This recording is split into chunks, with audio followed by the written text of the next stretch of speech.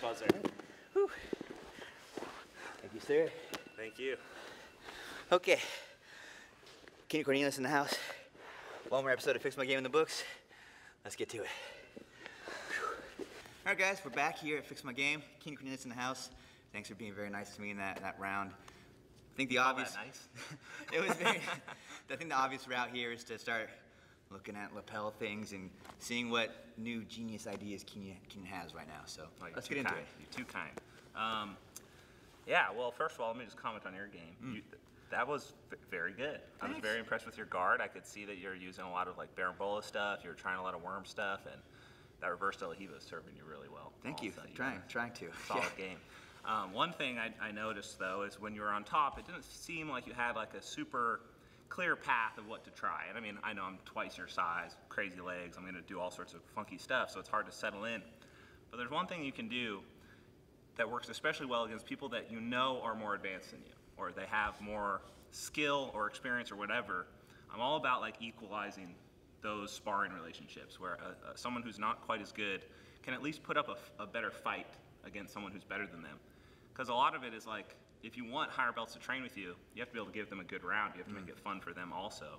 And I think jiu-jitsu as a culture kind of doesn't allow very much like lower belts training with higher belts. Whereas in other wrestling sports and judo, it's kind of the opposite, where there's a lot of higher belts training with lower belts and like drilling with them.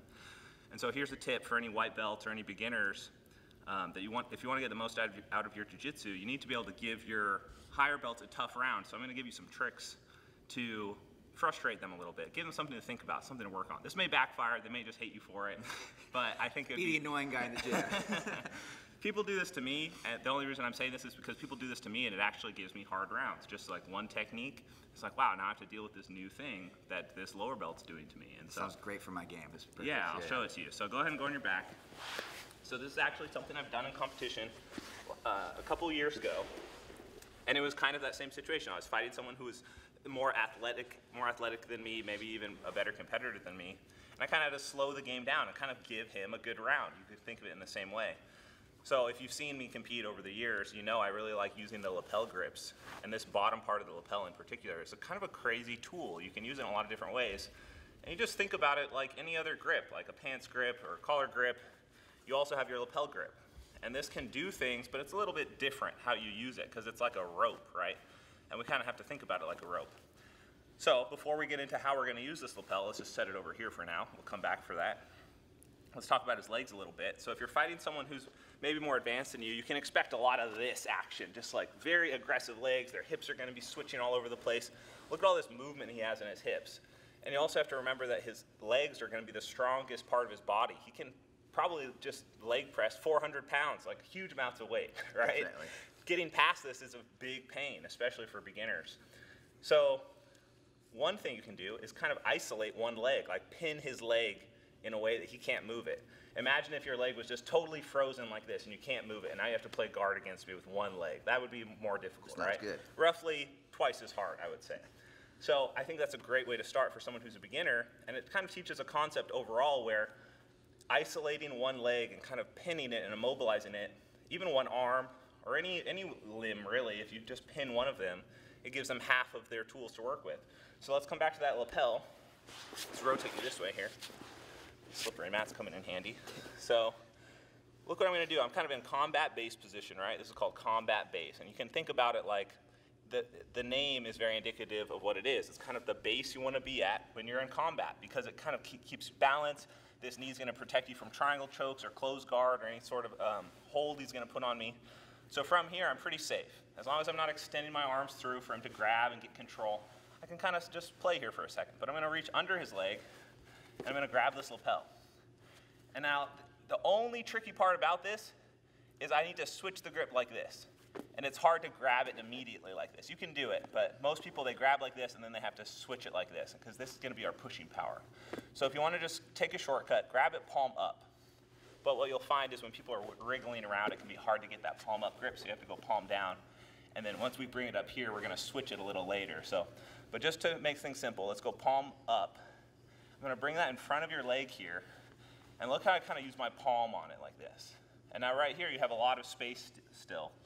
But the nature of this grip, you can kind of think about it like a ratcheting strap.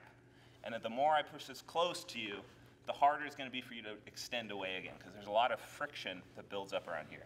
So you can see I'm already kind of pinning his leg like this. So look, I've created a loop around the lapel, and I kind of pin that to his chest. Now, just make sure you don't let this hand slip off or everything falls apart. So once I get this grip here, kind of use my knee and the whole weight of my body to drive into him like this.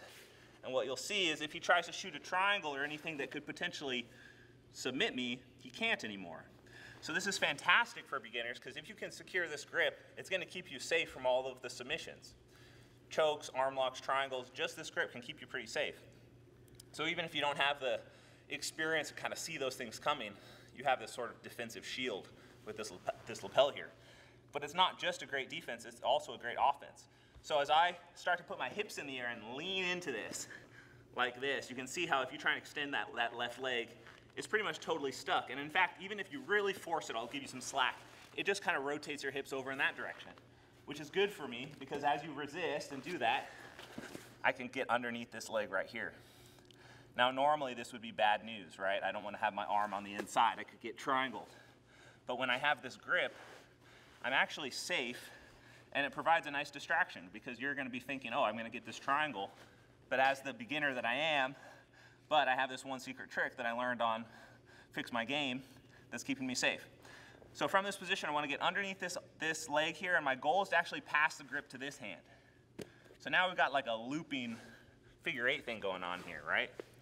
So try and stay with me. I know we just did a grip switch, and that's when things can get a little confusing. So I just went from here to here. But now the great thing about this is I'm safe from any triangle attack, safe from any of those attacks.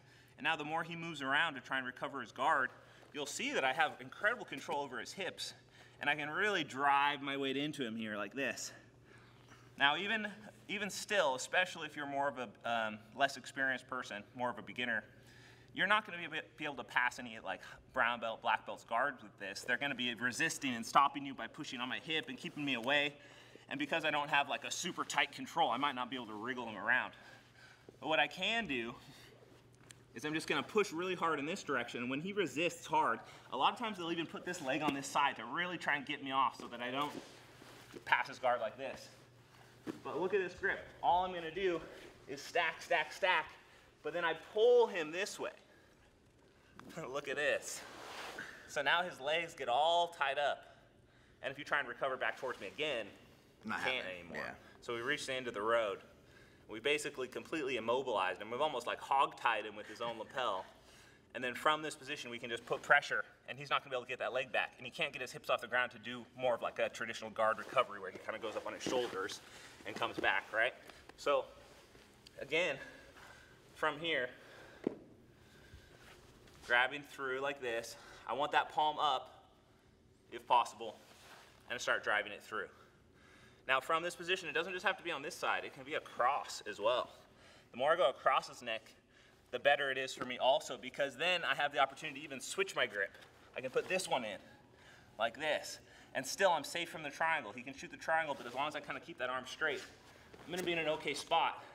And this is what's annoying for upper belt. My students do this to me all the time, and I'm just like, why did I teach you guys this? It's so obnoxious. But look at this, I can even like start reaching around his head, grabbing the lapel here like this. We can get really crazy with chokes if we want to. That's the thumbnail right here.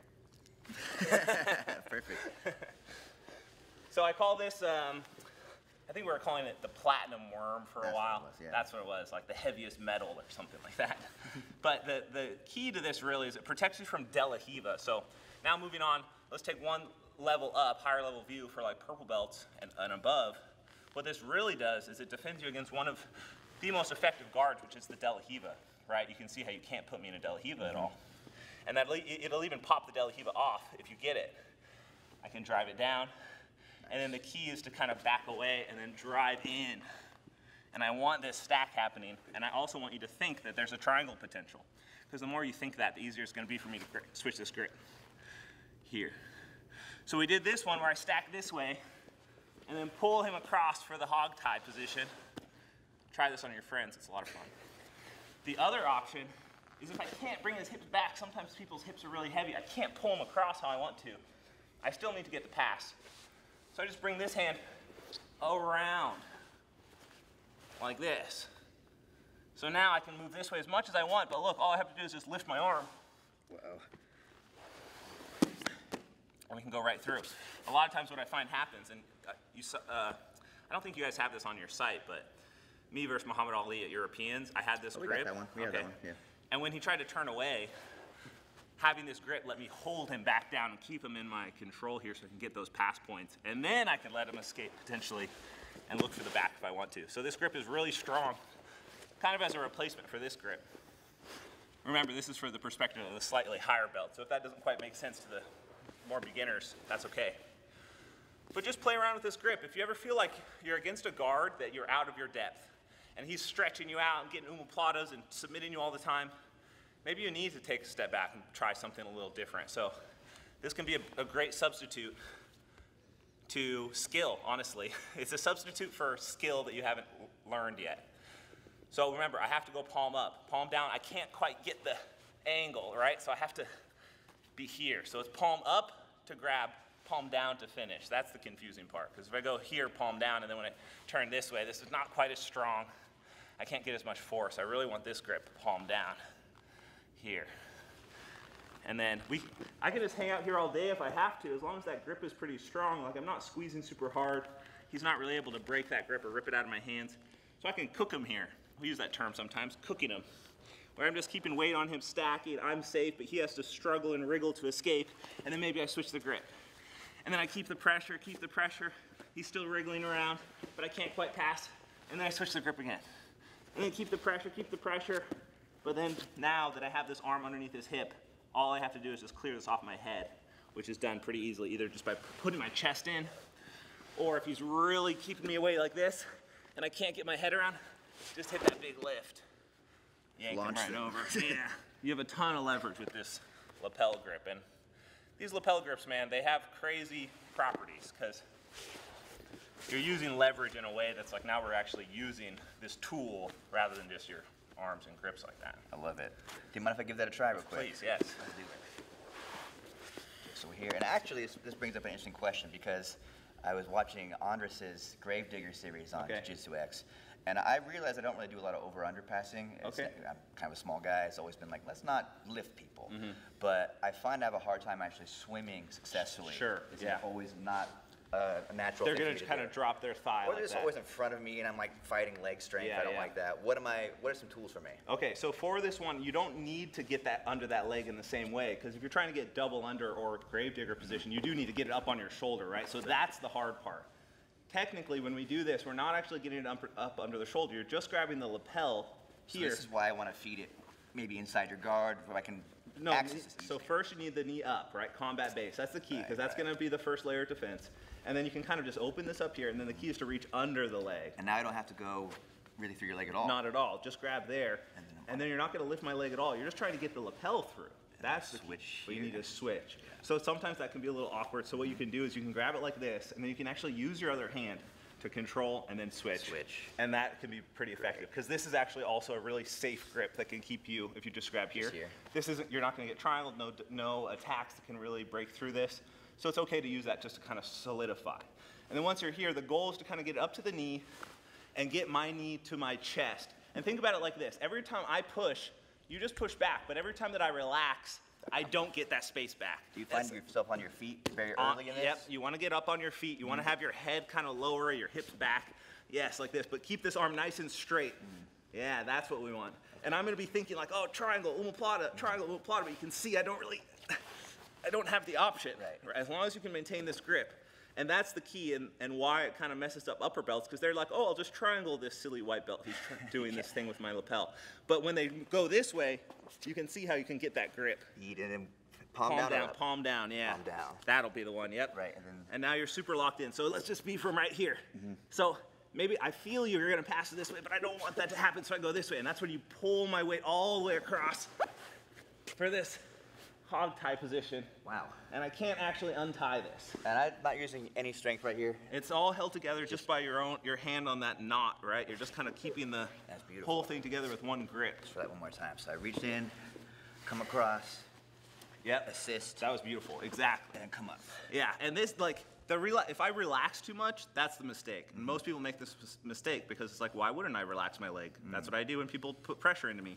But with the lapel, I can't get it back now.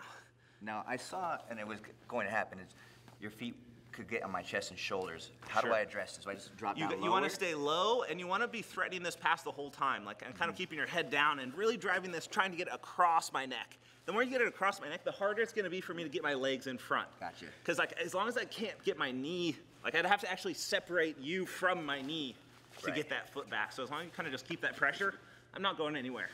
And then the second grip really will mess them up. Yep, that's the one. And then you're still passing this way, and I'm like, no, absolutely not. No, you stay. Would I switch back? No, you keep this. This is the guaranteed pass. Once you get this, guaranteed pass, even on me. All you have to do is just lift with your right arm. Yes. And then I'm gonna be like, I gotta get away. But you can keep this leg off the ground, so I can't actually turn away. It's really a brutal position.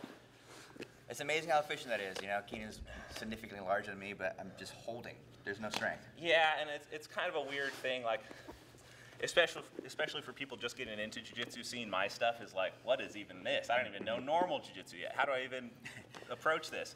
And really, I kind of like to say it's more like, do everything in jiu-jitsu and keep what works for you. Jiu-jitsu is incredibly versatile. Everyone has different styles.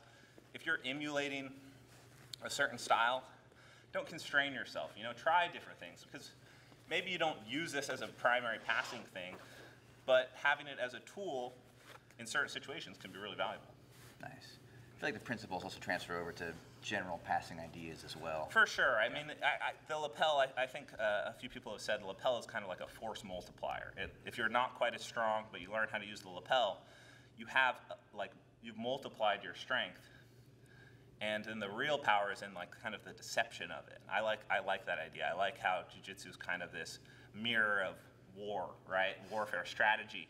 And strategy is really all about deception. So if you have this grip and they're kind of thinking something else is happening, but then your intentions are actually totally different, that's a huge layer of advantage that it usually isn't really thought about or considered. But the lapel, everything is deception with the lapel. Yeah, yeah. If so you don't know where it's going, you're very lost immediately. Exactly. So if you just spend a little bit of time in the world of the lapel, you'll find it gives you huge advantages elsewhere, because so few people actually take the time to kind of just figure it out. And you just did it in, like, one try. You know, I've been trying to do some of your stuff a little bit, though. You know the secrets already. But yeah, it's I like annoying my partners, so once I saw that was a strategy, I'm like, all right, I got to get these tools here. Yeah, and so just to reiterate, I would say that this is actually a really great thing to try against people who are a little better than you. If you do it to someone who you're better than, it's not even going to be a fight. It's not going to be fair. But you can try this, and you'll be like, oh, this is a little bit of an equalizer. And it's in a similar way that the lapel guard was for so long. Awesome. I think an area that we could cover next, maybe if you're willing to show these secrets here, is how to defend some basic lapel guards, you know, keep your base and get out of danger. Well, I'm glad you asked that, because I'm actually going to be releasing a lapel killer course on Jiu-Jitsu X soon, where I actually cover all of the ways that I have found best shut down my lapel guards. And so throughout the years, I've seen many attempts at, like, oh, this is how you beat worm guard. And, you know, back in like 2016, 2017, there was kind of a big push to, like, beat worm guard. How do we beat it? What are we going to do? And there was a lot of counters put online, but none of them really worked. They all fizzled out, and none became a really solid counter. But I do have some counters. Being the guy who's been in there, having people shut down my worm guard here and there, it happens, of course. I've lost many times. I know some of the tricks. So I can show you one idea. What would you say is, like, the most annoying lapel position? That's a tough question. Maybe I feel like the most common one I get into is actually squid. I feel like people catch me in squid very frequently. Okay, squid guard is a tough one, because squid is like, yeah, squid is its own monster. Then let's do reverse de la worm. I feel like that's kind of like. No, we can do squid. Okay. Well, let's do squid, because squid is the reverse de la worm. That's kind of like the super powered move. There are some counters, but I'm not quite ready to show those yet. Those will be on the final course. But let's talk about squid a little bit. So let's just show for the viewers what squid is. You want to go ahead and put me in it? Yeah, This is the one here. So this is the squid guard position, right? And normally what I tell people to do is kind of double up these hands just so that you can break my knee positioning. That's the power of this squid position. Because if I'm standing, my base is good. But once you bring that knee down to your belly, you've made my center of gravity start falling this way, and that's where all of the setups come. So as the person on top, to deal with squid guard, this is a tricky position. One thing that people like to do that I've seen is they like to try and like grab like this. This was one of the common counters that I saw on YouTube for a while. Another thing people try and do is grip here like this and try and rip this grip out. That can be pretty difficult also. But your best bet really is to start trying to attack these toes and actually trying to unhook the heel. Believe it or not, there's not really like a pretty way to deal with this position. But one thing you need to try and focus on is getting this heel off the hook of the gi here. Because see how your heel kind of hooks on the material? It's not going anywhere. Getting my hand in here like this and kind of engaging in the loop to open this up over your heel can be one start, right? There's a few ways to deal with it, but that one in particular I find to be helpful because you're immediately going to be like matrixing me, like chopping my leg. If I do anything except start to isolate you and freeze and then maybe unhook this, I'm going to have some trouble. So one thing you can do is control this ankle so you don't have that rotational power like this. And then the next thing is you can bring your hand underneath like this. And I show this underhook position a lot in the series that I'm going to be releasing on this about how to actually kind of disintegrate the position rather than try and untangle it. So to disintegrate it, I just need to lift this arm, and now when you try and engage that squid hook, you don't have the grip on the lapel with your foot like that. as much as you need. Go ahead and try it again. Like this. And really, like, the best thing you could possibly do is, like, if I'm quick enough, maybe I could get my foot out like this, but that's pretty rare, especially when you double up and you're turned in like this. So, yeah, one more time. Just gonna hook on the inside, and your heel's not in it this time, so that would be a problem for you. So you want your heel in, and that's gonna keep it safe. Your knee's in a good position here on the inside of my thigh. Just gonna bring this in like this, right up to my elbow. Keep control of this ankle. Kind of deadlift up, and then this is the real key, because look, that might not be enough to get your heel out. So I have to actually make sure that I'm paying attention to where that heel is, and then I can let go of this one and start to push down here. Now this isn't over, of course, like it's not the end of the fight by any means, because you're still gonna be able to matrix and things like that. But at least now, if you do end up trying to like throw this leg over like this, a lot of times I can just spin through and kind of disassemble the position. It's very much like 50-50 guard, right? Like if you put me in 50-50, there's not really a way for me to like gracefully exit, but if you lock the 50-50 up and I stand up like this and I underhook the leg, I can disintegrate the position, right? It's kind of the same thing with squid. That's one option. Okay. The other thing to kind of block it is if you know someone's gonna grab your lapel, get your hand in here early. Preemptively, right? Preemptive, I think it was Ryan Hall that's always saying an ounce of, what does he say? An ounce of prevention is worth a pound of cure. If you let someone get to this position, they're gonna tie you up, and this is not a great place to be in. But if you feel someone grabbing your lapel immediately, they want the slack of the lapel. You want to take the slack out of the lapel as quickly as possible to make sure they don't have a lot to work with. So now, even if I do give you my leg, having my arm in like this makes it a little bit harder for you to pass that grip. I only took out what? The width of my arms, 2 to 3 inches here, and look how much you lost, about 2 to 3 inches. Like just taking away 2 to 3 inches of the lapel can make the whole position fall apart. And then even if you manage to get it, your heel's probably not going to be in the right place. And I might be able to disassemble it. Even this is not over though. There's still lots of positions from here that you can do, and cross gripping on this lapel can be really powerful. And then we're in worm wrestling kind of territory here. So the game's not over by any means. But that's kind of the process that we take in the lapel killer instructional is like, what are the little things you can do in aggregate that kind of keep the game going?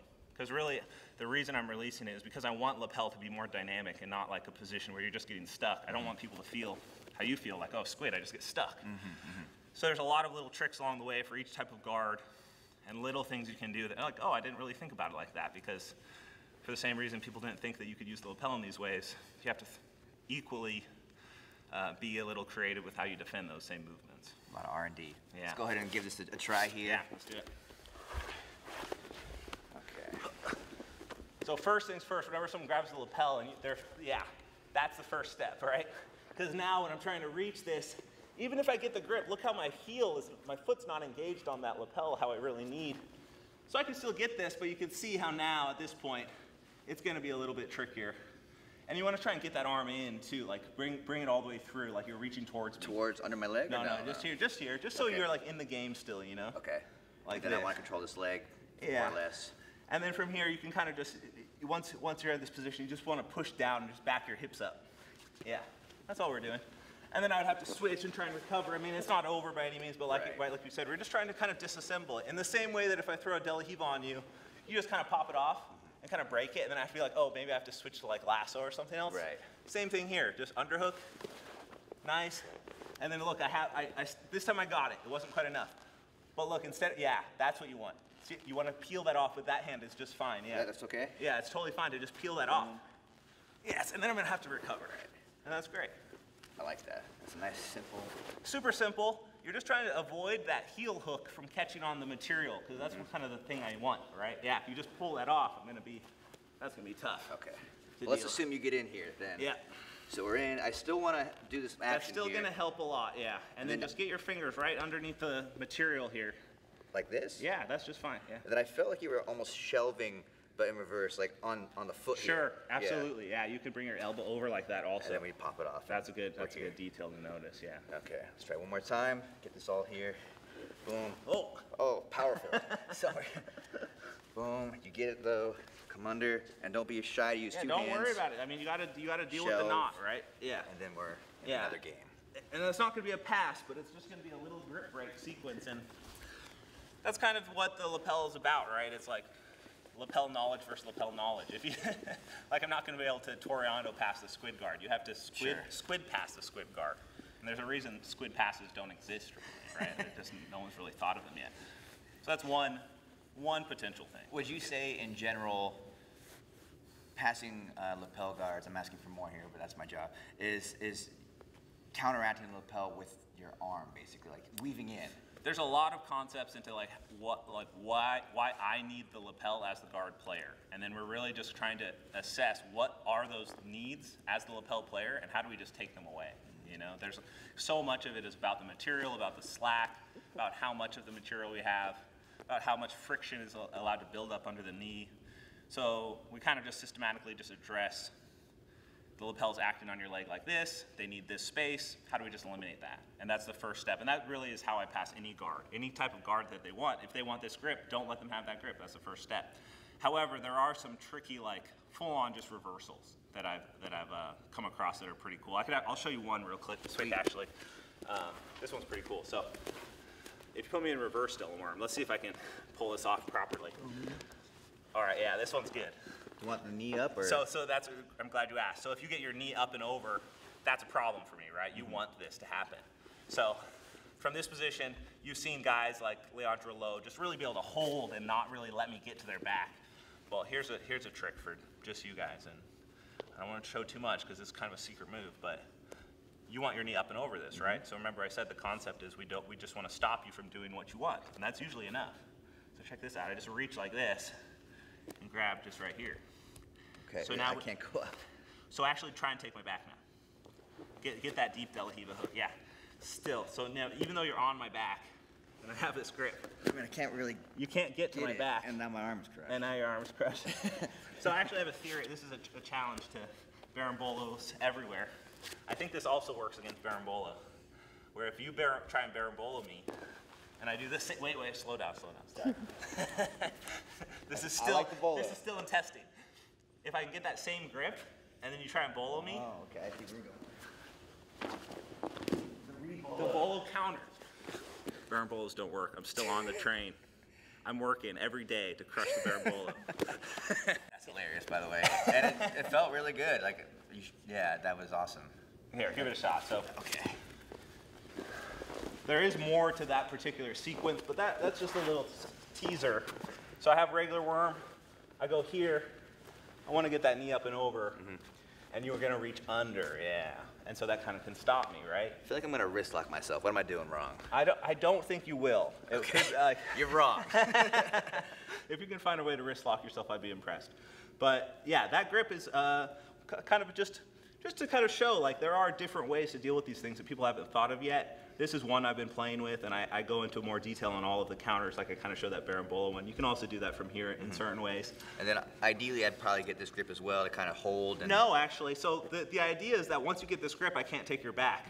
So now you just willingly try and give me your back, basically. Oh, so like because, bait it. Yeah, you bait it, because as long as you keep that grip, I can't actually get to your, I can't get my knee where I want it. And then once we start rolling around, but I can't get that back, it's kind of it's like still not quite as good. It's not great. Yeah. Like it's not the end game, of course. And that's just one grip. I do have some different things we can do from there that kind of solidify it and pass things in certain ways. But I just wanted to show how one grip can stop a lot, right? Yeah, It can slow things down in a way that makes it annoying for them. So that's going to be on the instructional as well. Okay. All right, before we get out of here, I think this is especially relevant for me is, where do you go wrong when you're starting to play with lapels and some strategies to correct basic mistakes maybe? Sure, yeah, and I think the biggest thing is just kind of understanding that it is all still jiu-jitsu. It's just a little bit different. It's kind of a mindset that's a little aside from the normal path. However, they do merge a lot, and I think that's the biggest mistake, is thinking that you kind of need to be in one type of jiu-jitsu, like lapel mode, and then transition back to normal jiu-jitsu. That's not the case. I would say that they're just symbiotic. They strengthen each other. So for an example, go ahead and stand up for me. A lot of times I'll see people using the lapel guard, and when things start to go bad, and someone's like passing, and they get like all the way to side control, they'll insist on keeping this grip like this, and this doesn't really help me that much. So this is probably the most common mistake I see, is people just getting too laser focused, tunnel vision on the lapel and keeping it too long. So this happens a lot from like a spider lapel position, like with the one we were just in, and then also from lassoing. If I lasso the lapel and you start to move around my body this way and I keep it thinking that this leverage is gonna help me, no, this is hurting you at this point. So I don't want to keep the lapel longer than I need. So the biggest thing you can think about is just like, okay, when is the right time to let go of the lapel? And the right time is the second that I no longer feel like it's taut. Like I need this tightness in it. But if at any point it starts to go like this, that's probably a good sign to let go, right?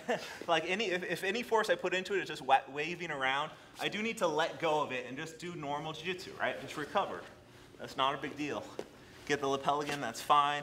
I can even be fully engaged like this, but if you start really getting around my body, maybe with the cross grip I'd be okay. Something like this, a lot of people switch to this. That's not really good. I don't really want to be here. At this point, I need to make the decision. Am I going to commit to this lapel, or am I just going to try and escape? And I think right here, the smart, wise decision is to let go of the lapel, kind of do like a turtle, blocking hooks, blocking things, and trying to recover. Sorry. Just like that. So I think that's a common mistake. The other common mistake I see a lot is people, you were doing this a little bit, but I think it was kind of working for you. I personally don't like putting the foot between like this. I just feel like it kind of lets you settle into like side smash this way on me, and I feel like that could beat the lapel in a lot of ways. So keeping your foot out by the hip is usually where you want it, just so that maybe I'm trying to set up like worm guard this way, but if they kind of hide this leg from me, I'm still able to switch to squid guard. Right? Okay. Like kind of transitioning between the two in a way that makes more sense. And then also just being comfortable with like, I can have the lapel and then De La Riva, right? I can have the lapel and a lasso. And then from here I could switch to like collar control. And then I could switch to here. And I can switch to here. And I can be like controlling all different grips using the lapel and letting go of the lapel. It's just there with everything else. You know what I mean? I think that is something that kind of needs to be thought about for people who are trying to get into the lapel. Don't think about it as like a separate entity. It's like, okay, I'm in the lapel zone now. I'm just going to hang on to this thing. It's like, no, it's just like any other guard. You just have to transition into it. I think it's just so different that it kind of just naturally gets put in its own corner. But I think there's a lot of fluidity there. Awesome. You know?